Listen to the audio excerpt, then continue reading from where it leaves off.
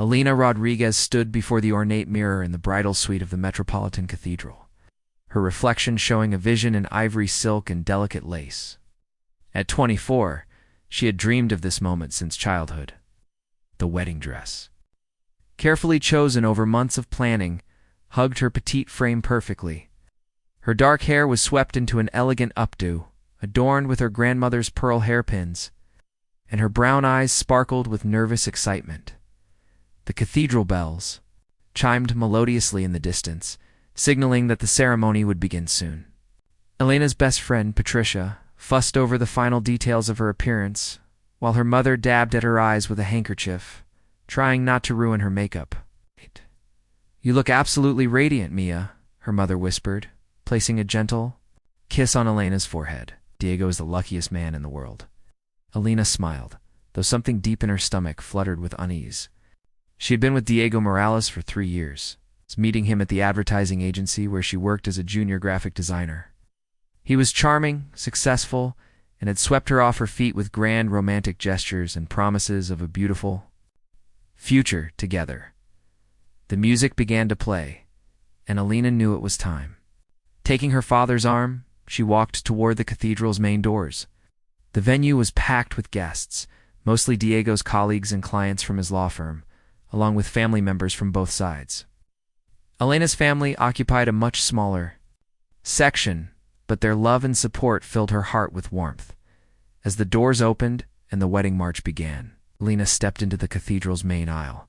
The afternoon sunlight streamed through the stained glass windows, casting colorful patterns across the stone floor. She began her slow, graceful walk toward the altar where Diego waited in his black tuxedo. But something was wrong. Diego wasn't looking at her with the loving gaze she had expected. Instead, his eyes were fixed on someone in the congregation, and his face had turned pale. Elena felt her heart skip a beat as murmurs began to ripple through the gathered guests. Halfway down the aisle, Diego stepped away from the altar. Elena stopped walking, confusion washing over her like a cold wave. The music continued to play, but the atmosphere in the cathedral had shifted dramatically. "I can't do this," Diego announced, his voice carrying across the silent cathedral. "I'm sorry, Elena, but I can't marry you." The words hit Elena like a physical blow. She felt her knees weaken, and her father's grip on her arm tightened protectively. The guests erupted in shocked whispers and gasps. Elena's vision blurred as she tried to process what was happening. "What are you saying?" she managed to whisper. Though her voice was barely audible, Diego took a few steps closer, but his eyes still wouldn't meet hers directly. "I've been seeing someone else," he said, his words echoing in the vast space. "I've been living a lie, and I can't continue pretending anymore." Elena felt as if the ground beneath her feet was crumbling away. The beautiful bouquet of white roses and baby's breath slipped from her trembling hands, scattering petals across the cathedral floor. Camera phones began to appear throughout the congregation, capturing her humiliation in real time. From somewhere in the crowd, a woman emerged. Elena recognized her immediately. It was Veronica Castillo, Diego's secretary at the law firm. Same woman, Elena had occasionally felt jealous of, but had dismissed those feelings as irrational insecurity. Veronica walked to Diego's side with a mixture of guilt and defiance in her expression. "How long?" Elena asked, her voice stronger now, despite the devastation she felt inside. 6 months, Diego replied, finally looking directly at her. "I never meant for it to happen this way, Elena. You're a wonderful person, but what Veronica and I have is real love." The cruelty of his words in this sacred place in front of all these people was almost unbearable. Elena felt exposed and vulnerable, like a wounded animal surrounded by predators. The flashing of camera phones continued, and she knew that her most painful moment would likely be shared across social media within hours. Her mother had started crying audibly from the front row. While her father looked ready to confront Diego physically, the priest stood frozen at the altar, clearly unsure how to handle such an unprecedented situation. Just when Elena thought the humiliation couldn't get any worse, a deep, authoritative voice cut through the chaos like a knife. "Enough." Everyone turned toward the source of the voice. A man in an impeccably tailored charcoal gray suit was striding down the aisle with commanding presence. Alina had never seen him before, but there was something about his bearing that made the entire cathedral fall silent. He was tall and broad-shouldered, with dark hair slightly touched with silver at the temples and piercing blue eyes that seemed to take in everything at once. His face was handsome but stern, with sharp cheekbones and a jaw that suggested both strength and determination. Alina guessed he was in his early 30s. Everything about him radiated wealth and power. The mysterious savior, the stranger, approached Alina with calm, measured steps. When he reached her, he removed his suit jacket and gently draped it over her shoulders. The gesture was both protective and incredibly intimate, and Alina found herself looking up into those intense blue eyes. "Allow me to escort you out of here," he said quietly, his voice meant only for her ears. Despite the chaos around them, his presence seemed to create a bubble of calm. "You don't deserve to endure another moment of this circus." Alina was too shocked to speak, but she found herself nodding. There was something about this man that made her feel safe, even in the midst of her worst nightmare. He offered her his arm, and she took it gratefully as they walked back down the aisle together. Alina noticed how the guests parted before them like the Red Sea. No one dared to raise their phones or call out questions. The stranger's presence commanded respect. In silence, outside the cathedral, a sleek black luxury car waited at the curb. The stranger opened the passenger door for Alina and helped her inside before taking the driver's seat himself. "I'm Victor Sterling," he said as he started the engine. "And you're going to be okay." Alina had heard that name before. Victor Sterling was one of Mexico's most successful businessmen, known for his tech companies and real estate investments. He was also famously private, rarely appearing in social magazines or gossip columns. What was he doing at her wedding, and why had he helped her? "I don't understand," Alina said as they drove through the city streets. "Why did you help me? We don't even know each other." Victor's hands gripped the steering wheel tightly, and Alina noticed a muscle in his jaw tense. "Let's just say I have experience with public humiliation and betrayal," he replied. "No one should have to face that alone." They drove in silence for several minutes, and Alina gradually became aware of where they were heading. The neighborhoods became more exclusive, the houses larger and set back from the road behind high walls and ornate gates. "Where are we going?" she asked. "Somewhere safe," Victor replied. "Somewhere you can recover from today, without having to face cameras or reporters or well-meaning relatives who want to dissect every detail of what just happened." Alina realized that she was essentially getting into a car with a complete stranger, but something about Victor made her feel protected rather than threatened. Maybe it was the gentleness with which he had placed his jacket around her shoulders, or the fury she had glimpsed in his eyes when he looked at Diego. They arrived at an imposing mansion set on several acres of perfectly manicured grounds.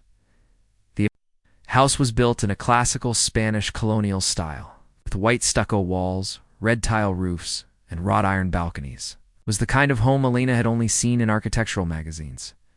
A middle-aged woman in a simple but elegant dress met them at the front door. She had kind eyes and graying hair pulled back in a neat bun. "Carmen, this is Alina Rodriguez," Victor said as they approached. "She'll be staying with us for a while. Please prepare the blue guest suite and make sure she has everything she needs." Carmen nodded with understanding and compassion. "Of course, Senator Sterling." "Welcome, Senorita Rodriguez. I'm so sorry for whatever brought you here today." Alina felt tears threatening to spill over again. The kindness of these strangers, when the man she had planned to marry had just devastated her so publicly, was almost overwhelming. "Thank you," she managed to whisper. Victor led her into the house, and Alina gasped at the interior. High ceilings with exposed wooden beams, marble floors covered with beautiful Persian rugs, and artwork that looked like it belonged in a museum.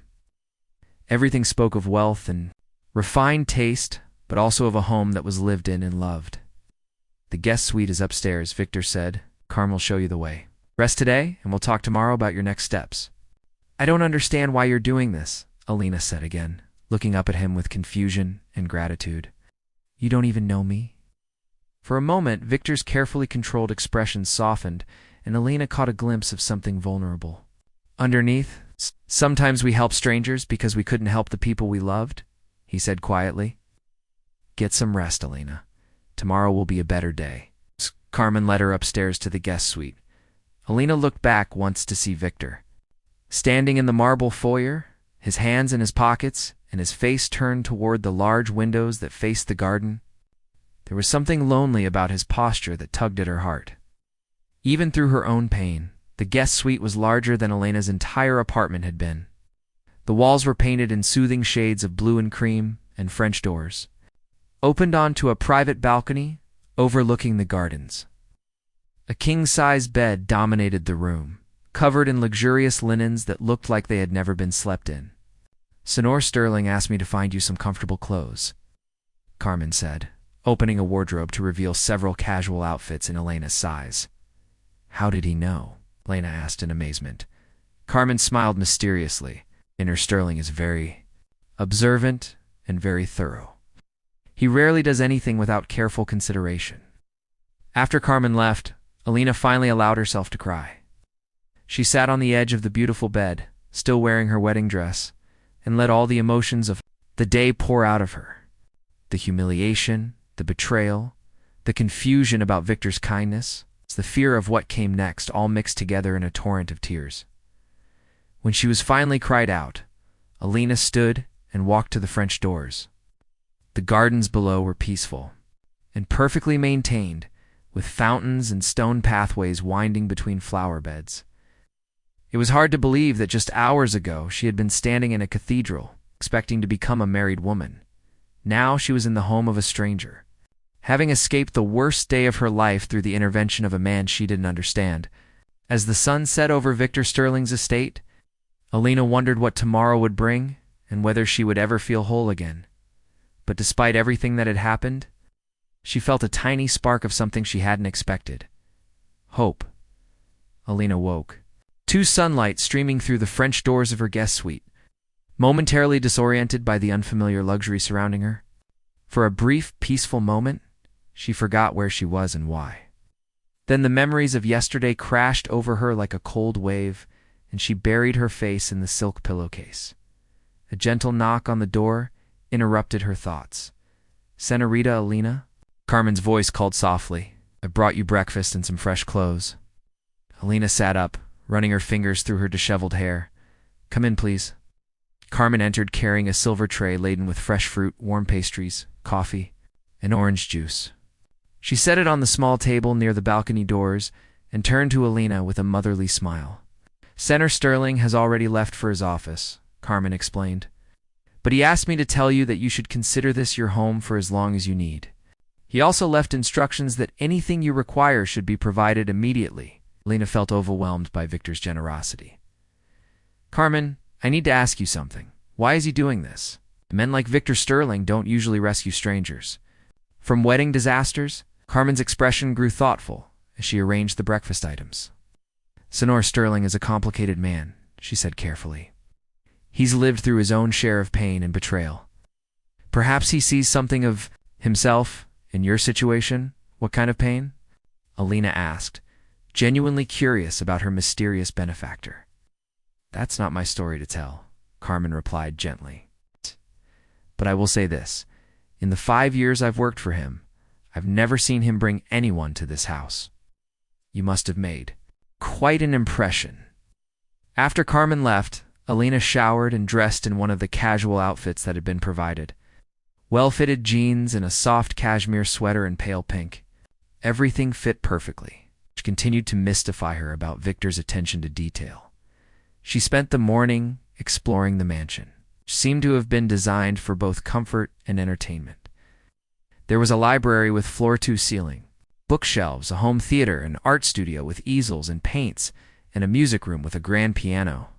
Every room spoke of wealth, but also of a man with diverse interests and refined taste in the library. Elena found herself drawn to a collection of business journals and autobiographies of successful entrepreneurs. She pulled out a biography of a tech mogul and settled into a leather armchair by the window. Reading about other people's struggles and triumphs helped distract her from her own problems. Around noon, she heard the sound of a car in the driveway. Through the library window, she watched Victor emerge from a silver sports car, speaking on his phone. Even from a distance, she could see the tension in his shoulders and the sharp gestures he made while talking. Whatever business he was conducting seemed serious and stressful. Alina quickly returned the book to its shelf and made her way back to her room, not wanting to seem like she was spying on him.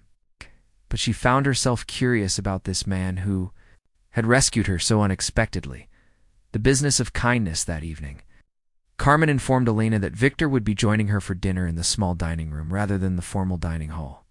Alina felt nervous about the prospect of spending time alone with him, not sure what to expect from this conversation.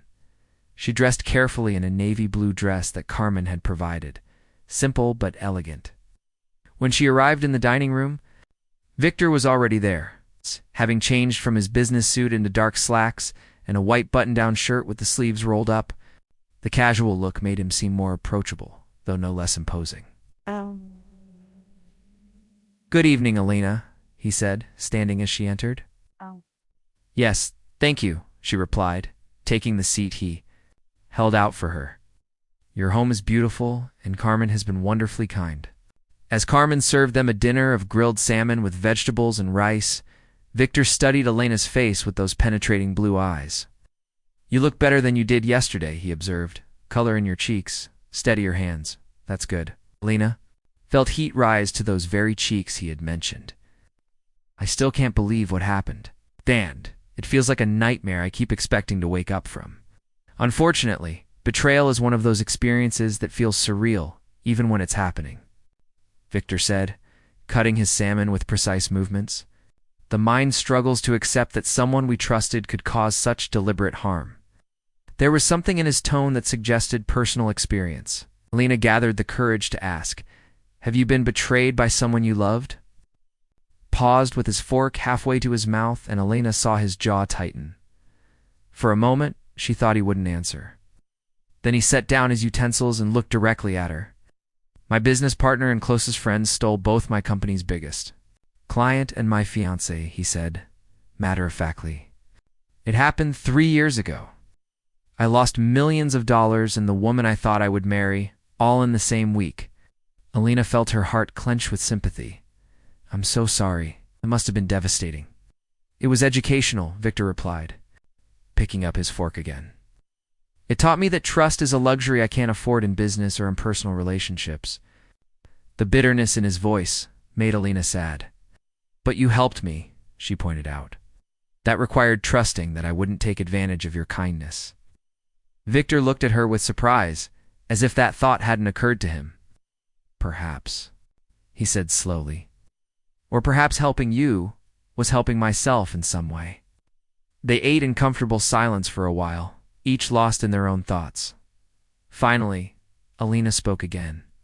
"What happened to your business partner and fiancé?" A cold smile crossed Victor's features. "My business partner discovered that stealing clients is easier than keeping them happy. His company folded within 18 months. As for my fiancé, she married him 6 months after betraying me. I heard through mutual friends that they're having financial difficulties now. Do you feel vindicated?" "I feel nothing about them anymore," Victor said with finality. "Revenge is exhausting and ultimately empty. I've found it much more satisfying to focus on building something better." Alina admired his perspective. Even if she suspected, he still carried more pain from that betrayal than he was willing to admit. After dinner, Victor surprised her by asking if she would like to see his study. "I have some business calls to make with international clients," he explained. "But you're welcome to read or use the computer if you need to contact anyone." Study was clearly Victor's private domain. It's decorated in dark wood and leather with a massive desk facing windows that overlooked the gardens. Bookshelves lined the walls, filled with business texts, biographies, and surprisingly, quite a few. "Novels? You read fiction?" Alina asked, running her finger along the spine of a mystery novel. "Guilty pleasure," Victor admitted with a slight smile. "Sometimes it's nice to escape into problems that can be solved in 300 pages. As Victor made his calls, speaking in rapid Spanish and occasionally switching to English or what sounded like German, Alina browsed his book collection. She was impressed by the diversity of his interests: philosophy, history, science, and literature from around the world. She pulled out a collection of Pablo Neruz's poetry and settled into a leather chair in the corner. The passionate, romantic words seemed almost mocking given her recent experience with love.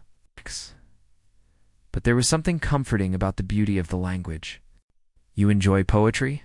Victor asked during a break between calls. "I studied literature in college," Alina replied. "I wanted to be a writer before I ended up in graphic design." "What stopped you from pursuing writing?" Alina closed the book and looked up at him. "Practical concerns mostly. Writers don't usually make enough money to live on, especially starting out. My parents sacrificed a lot to send me to university, and I felt I owed it to them to choose a stable career. And now?" Victor asked, "What are your plans now?" The question hit Alina like a physical blow. She had been so focused on surviving the immediate crisis that she hadn't really thought about the future. Her job, her apartment lease, her entire life had been built around a relationship that no longer existed. "Honestly don't know," she admitted. "I shared an apartment with Patricia, my maid of honor, but I can't go back there right now. Not ready to face all the questions and the pity. This work will be awkward since Diego's law firm does business with our agency." Victor leaned back in his chair, studying her with those intense blue eyes. "What if I offered you a temporary solution?" Lena felt her pulse quicken. "What kind of solution?" "I frequently attend business dinners, charity galas, and social events," Victor explained. "Having an intelligent, attractive companion would be beneficial for my image. It would give you time to decide what you want to do with your future. I would pay you well enough that you could afford to take some time to explore your options." Alina stared at him in shock. "You're offering me a job as your escort?" "I'm offering you a job as my social companion," Victor corrected firmly. "There would be no physical expectations or inappropriate demands. Simply accompany me to events, engage in intelligent conversation, and help me navigate social situations that I sometimes find tiresome." Elena's mind raced. But it would solve her immediate problems while giving her breathing room to figure out her next steps.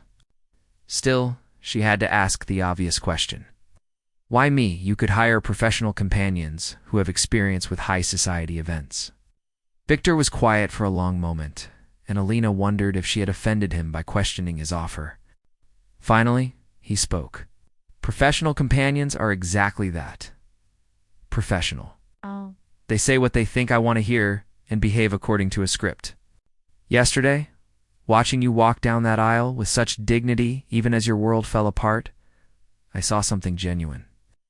Authenticity is rare in my world, Alina. I think your presence would be refreshing." Lena felt touched by his words, though.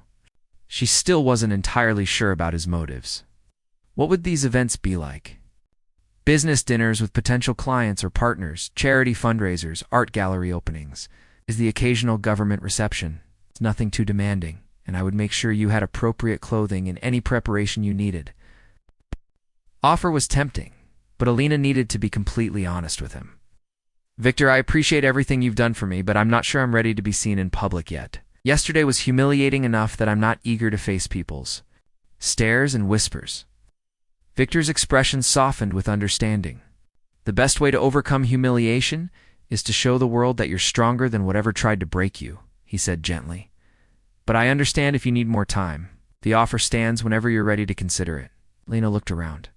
The comfortable study at this successful man who had shown her more kindness in 2 days than her fiancé had shown her in the last months of their relationship. Maybe taking Victor's offer would be exactly the fresh start she needed. "Give me a few days to think about it," she asked. "Of course," Victor replied. "Take all the time you need." As Alina made her way back to her guest suite that night, she felt something she hadn't experienced since walking down that cathedral aisle, a sense of possibility. Her old life might be in ruins, but maybe, with Victor's help, she could build something better from the pieces. The thought both excited and terrified her. But for the first time since Diego's betrayal, she was looking forward to tomorrow instead of dreading it. 3 weeks had passed since Alina accepted Victor's unusual proposition. She was beginning to find her rhythm in this new world. Tonight marked their 5th public appearance together, charity auction for children's education at the prestigious Museum of Fine Arts. Alina stood before the mirror in her suite, adjusting the emerald green evening gown that Victor's personal shopper had selected for her. The transformation in her appearance was remarkable, but the change within herself was even more profound. The broken woman who had fled from the cathedral was evolving into someone stronger, more confident. She had discovered reserves of grace and poise she hadn't known she possessed. A soft knock interrupted her thoughts. "Alina?" called from the other side of the door. "Are you ready?" Almost. She replied, fastening the diamond earrings he had insisted she wear. When she opened the door, she found Victor waiting in an impeccably tailored black tuxedo, looking every inch the powerful businessman he was. But Alina had begun to notice the subtle details about him that others missed. The way his jaw tightened when he was stressed, how his eyes softened when he thought no one was watching, the protective way he positioned himself between her and overly curious socialites at these events. "You look stunning," he said, offering her his arm. The compliment had become routine between them. But tonight, Alina detected something different in his tone, a warmth that hadn't been there before. During the drive to the museum, they discussed the evening's attendees and the charity they were supporting. Victor had briefed her on the key players who would be present, teaching her to navigate the complex social dynamics of Mexico's elite with the same strategic thinking he applied to business. "Remember," he said as they approached the museum's illuminated entrance, "tonight isn't just about raising money for education. It's about being seen, making connections, and maintaining relationships that could be valuable later." Alina nodded, though she sometimes wondered if Victor ever did anything purely from the goodness of his heart, without calculating the potential benefits. Then she remembered how he had rescued her from the cathedral without any apparent motive. Her doubts would fade. The museum's main hall had been transformed into an elegant auction venue, with round tables arranged around a stage where artwork and luxury items would be displayed for bidding. Crystal chandeliers cast warm light over the gathering of Mexico's wealthiest and most influential citizens. As they entered, Alina noticed the familiar pattern of reactions, curious glances, whispered conversations, and the occasional bold approach from someone hoping to satisfy their curiosity about Victor Sterling's mysterious companion. "Victor," called out a distinguished older man with silver hair and an expensive suit, "I was hoping to see you tonight." "Good evening, Roberto," Victor replied smoothly, shaking the man's hand. "Allow me to introduce Elena Rodriguez." "This is Roberto Vasquez, one of Mexico's most respected art collectors."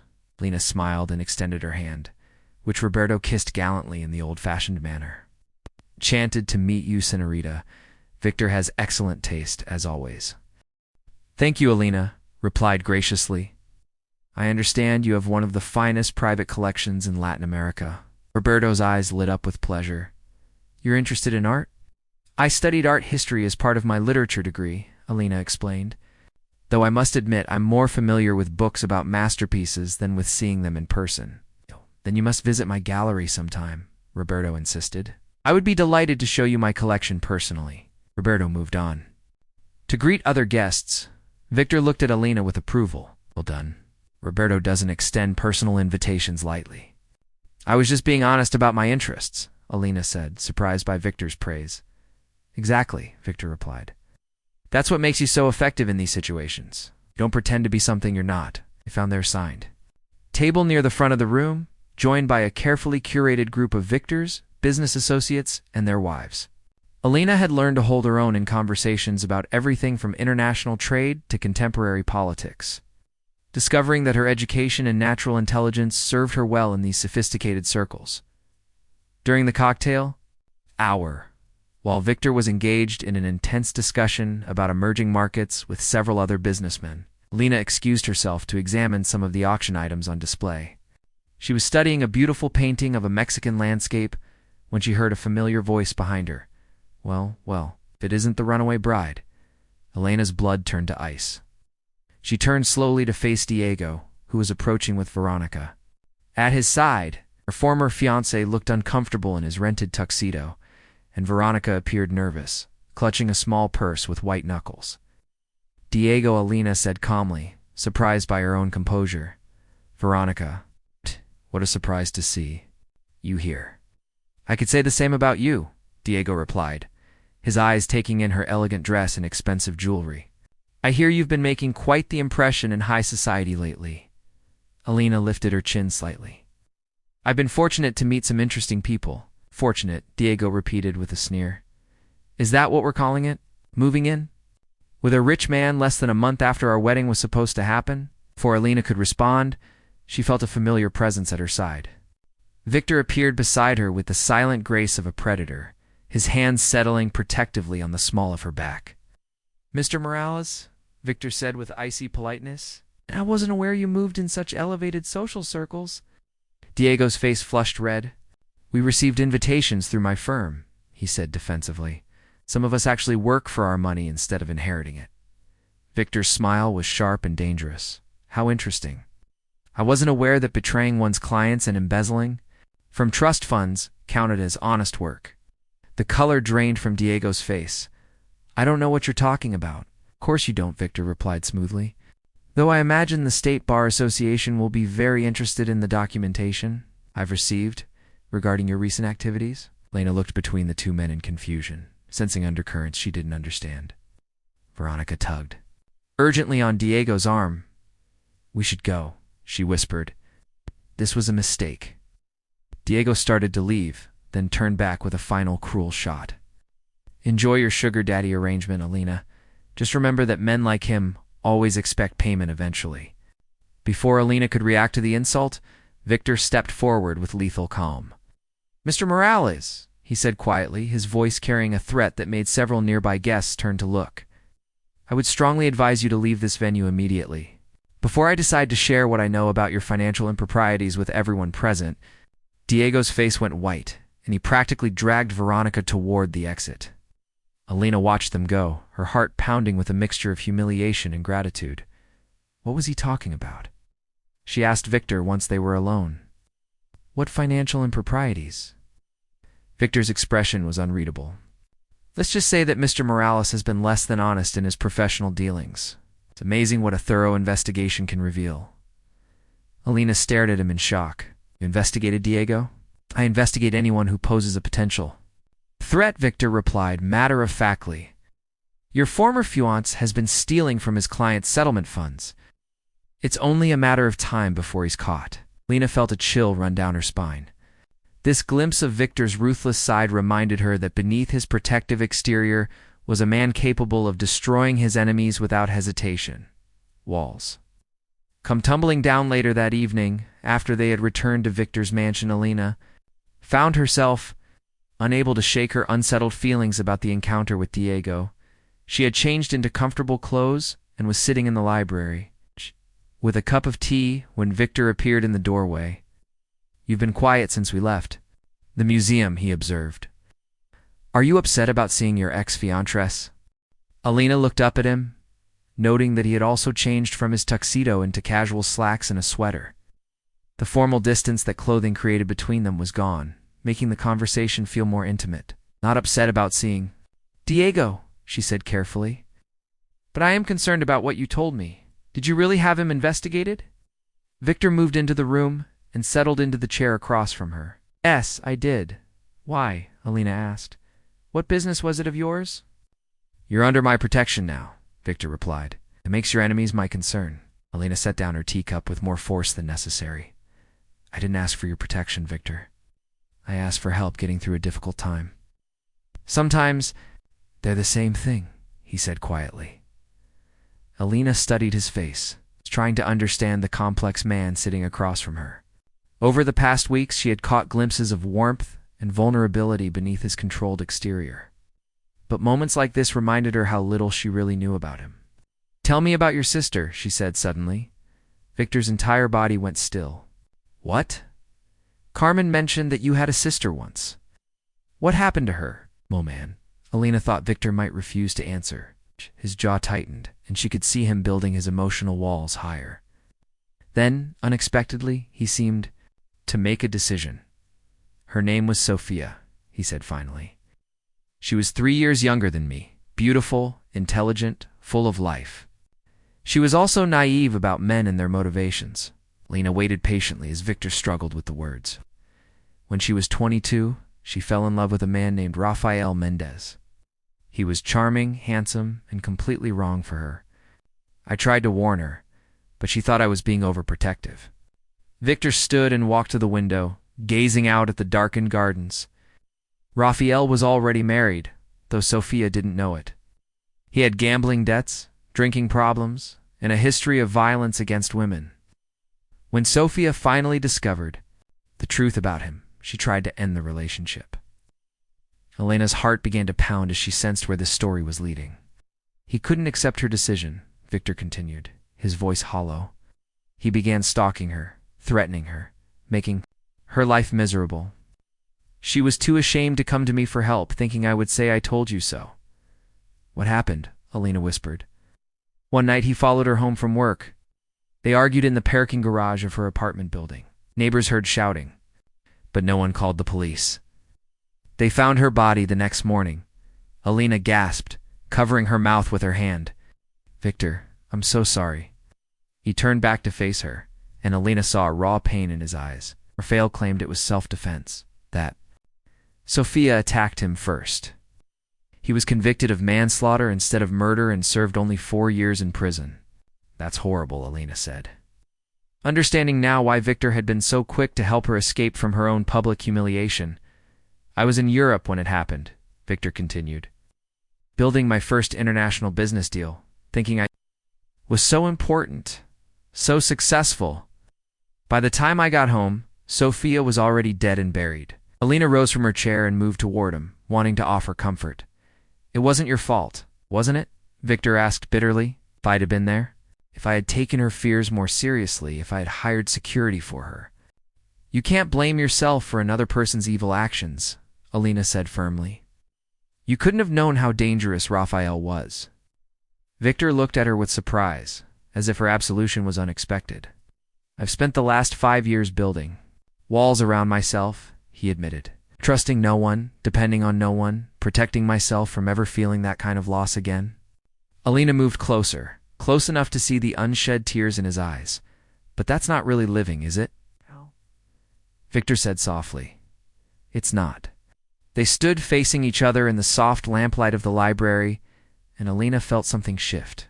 Between them, careful boundaries they had maintained, the professional distance, the unspoken rules of their arrangement, all seemed to dissolve in that moment of shared vulnerability. Elena, Victor said quietly, reaching up to touch her cheek with gentle fingers, I need you to know that helping you wasn't just about Sophia's memory.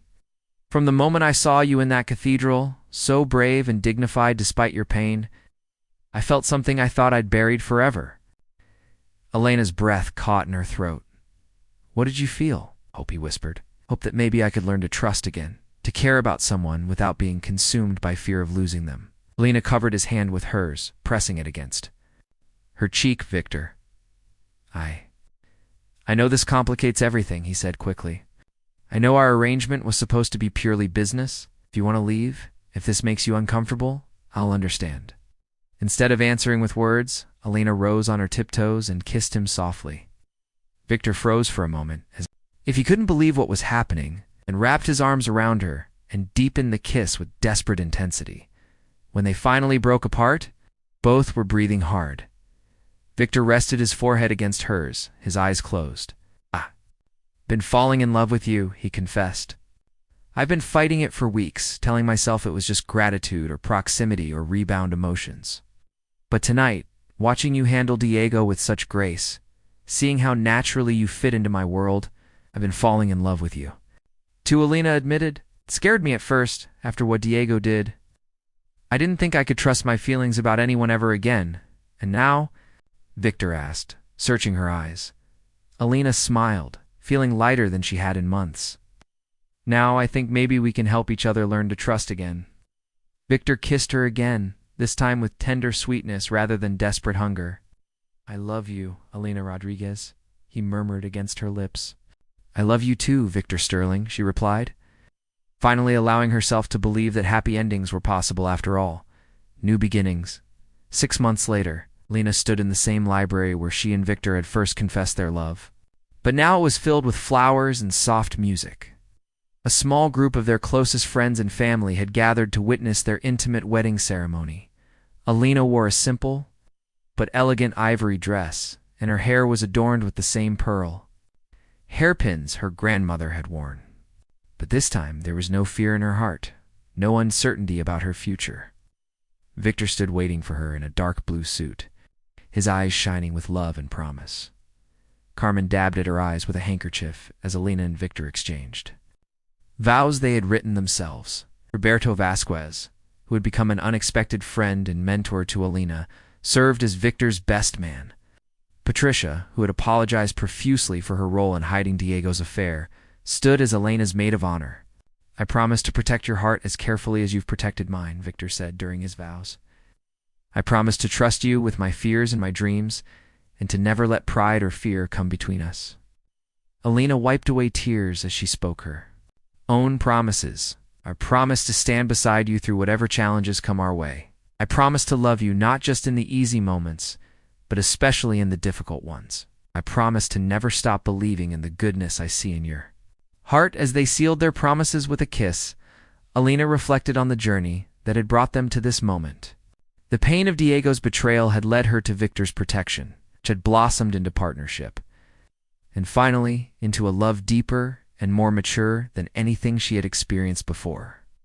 Later, as they danced to soft music in the garden under strings of fairy lights, Victor whispered in her ear, "Do you ever regret that day in the cathedral?" Alina looked up at him with a smile full of joy and certainty. "Never," she said firmly, "because it led me to you and this life we're building together." Victor spun her gently, then pulled her close again. "Sophia would have loved you," he said. Softly, "She always believed that everything happens for a reason, even the painful things." "Maybe she was right," Alina replied, resting her head against his chest and listening to the steady beat of his heart. "Maybe sometimes we have to lose everything to find what we were really looking for." As they swayed together under the starlit sky, Alina knew that her story wasn't ending, but beginning. The broken woman who had fled from one altar had found her way to true love at another, and this time she was exactly where she belonged.